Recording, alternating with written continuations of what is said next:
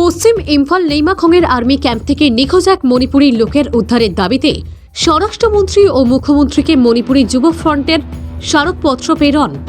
মণিপুরের পশ্চিম ইম্ফলের লেইমাখংয়ের army camp ৫৭ নং mountain division থেকে কমলবাবু সিংহ নামের এক মণিপুরী লোকের নিখোঁজ হয়ে যাওয়ার ঘটনার প্রয়োজনীয় ব্যবস্থা গ্রহণের অনুরোধ জানিয়ে কাছাড়ের জেলা আয়ুক্তর মারফত স্বরাষ্ট্রমন্ত্রী অমিত শাহ ও মুখ্যমন্ত্রীর কাছে আসামের মণিপুরী যুব ফ্রন্ট একটি স্মারকপত্র প্রেরণ করেছে।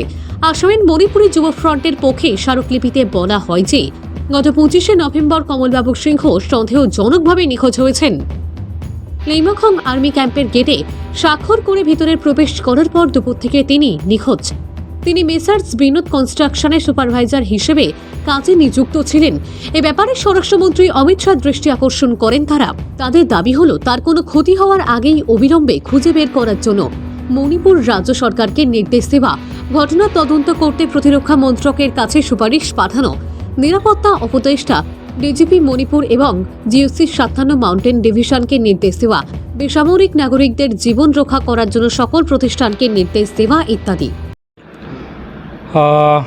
গত ২৫ নভেম্বর যে মণিপুরে ইম্ফল ওয়েস্ট ডিস্ট্রিক্টের লেইমাখং যে আর্মি ক্যাম্প ভিতরের থেকে যে আমরা কাছাড়ে গৈসাইপুর গ্রামে মণিপুরি আমার লাইসাম কমলবাবু নামে হে এখানে বিল্ডিংয়ে কনস্ট্রাকশনে একটা সুপারভাইজার কাজ করতো ২০ বছর থেকে। তো গত ২৫ তারিখ হে আর্মি ক্যাম্পের ভিতরে যে এন্ট্রি করার সময় গেটে এন্ট্রি করিয়া ঢুকছে কাজে ৯:৩০ সময়। তারপরে ২টা-৩টার সময় থেকে হে তার মোবাইল সুইচ অফ। তারপরে থেকে হে এখন পর্যন্ত মণিপুর সরকার আর যে লেইমাখং যে আর্মি ক্যাম্পে এখন পর্যন্ত তার খোঁজ খবর নাই।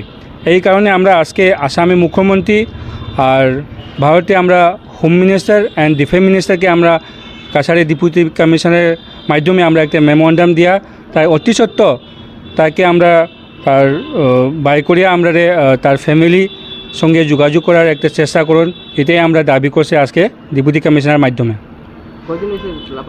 আজকে অবধি ৪ দিন হয়েছে, গত ২৫ তারিখ, আজকে ২৯ তারিখ পর্যন্ত এখন তার খোঁজ খবর নাই।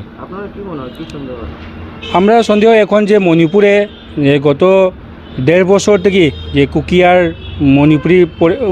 মণিপুরের মধ্যে যে লড়াই করে, এটাতে একটা সন্দেহ আমরা কুকি উগ্রপন্থীরা তাদেরকে কিডন্যাপ করা হয়েছে নাকি। না, এখন পর্যন্ত তার কোনো পয়সার টাকা ডিমান্ড করা নাই কোনো সংগঠন থেকে। আমরা চাই তাকে তার জীবনটা সুরক্ষা করিয়া আর তার ফ্যামিলির কাছে এটা সমঝাই দেওয়া হোক। না, এখন পর্যন্ত তার ফ্যামিলির লগে আমরা কথা মাতিছে, তার ফ্যামিলির তার ওয়াইফ লগে কোনো মানুষ লগে জগাজগি নাই। হে একটা নিরীহ মানুষ, তাই এখানে একটা সুপারভাইজার করে তার সংসার চলতো। তার ছেলে একটা আছে, তার বউ আছে, এটাতেই তার সংসার চলতো।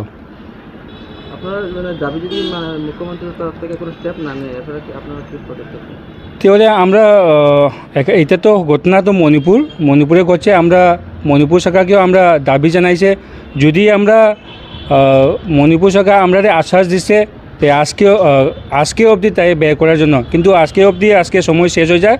যদি না হয় তে আমরা বৃহত্তর আন্দোলন করার আমরা চেষ্টা করবো।